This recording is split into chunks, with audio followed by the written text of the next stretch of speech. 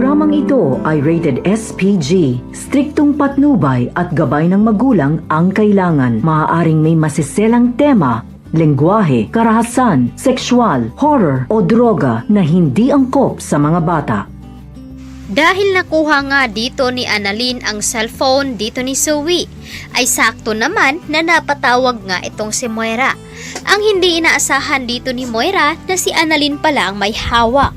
Kaya labis ang pagkabahala dito ni Zoe na ngayon ay hawak ni Annalyn ang kanyang cellphone. At nakihiram nga siya ng cellphone dito ni Joy upang tawagan itong si Moira. Ngunit habang sa pagtatawag dito ni Zoe ay sakto naman na nakatawag na itong si Moira sa cellphone dito ni Zoe. At agad naman na sinagot ito ni Annalyn. At nalaman na rin dito ni Annalyn na si Moira ang may hawak dito kay Lolo Pepe. At nagulat pa itong si Moira nang si Annalyn nga ang sumagot ng kanyang cellphone ni Zoe. Samantalang dahil nais nga ni Annalyn na makakuha ng ebidensya ay agad naman itong pumunta ng Apex at magpatulong sa kanyang mga kaibigan. Agad naman siyang tinulungan at nagpapanggap nga siya na isa siyang pasyente doon. Habang kausap nga dito ni Zoe itong matanda at iniisip at naaalala naman dito ni Zoe itong si Lolo Pepe. Tila naapektuhan nito sa mga sinasabi nitong matanda. Agad naman napapaiyak itong si Zoe at hindi niya nga kinaya ang mga sinasabi nito kaya agad itong tumalikod. Agad na sinundan dito ni Annalyn kaya doon niya nakakuha ng pabor upang makuha nito ang kanyang cellphone.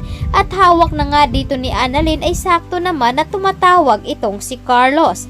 At dito na nga magtataka itong si Annalyn kung bakit tumatawag si Carlos dito kay Zoe.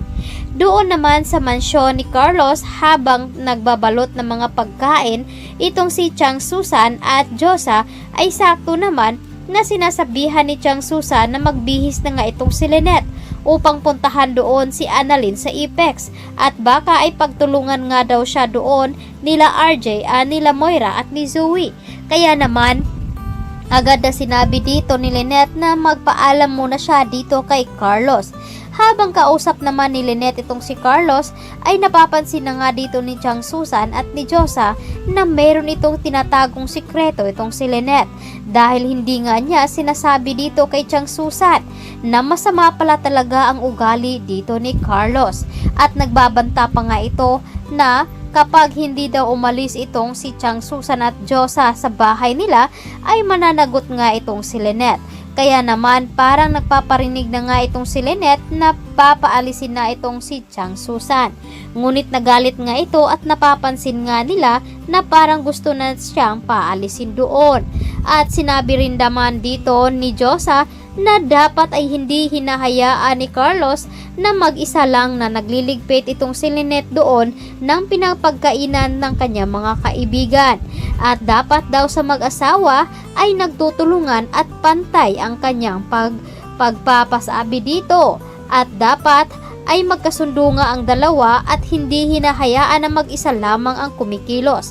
Kaya sinabi dito ni Josa na dapat wala yan sa estado ng kanilang pagsasama or mag-asawa dahil nga ngayon ay iisa na nga silang dalawa.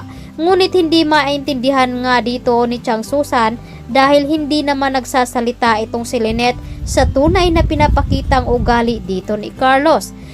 Kailan nga ba matatauhan itong si Lynette at sabihin niya dito sa kanyang ina at sa kay Chang Susan at kay Annalyn? Kaya ito ang dapat nating aantabayan at aabangan bukas dito lamang sa Abot Kamay na Pangarap. Maraming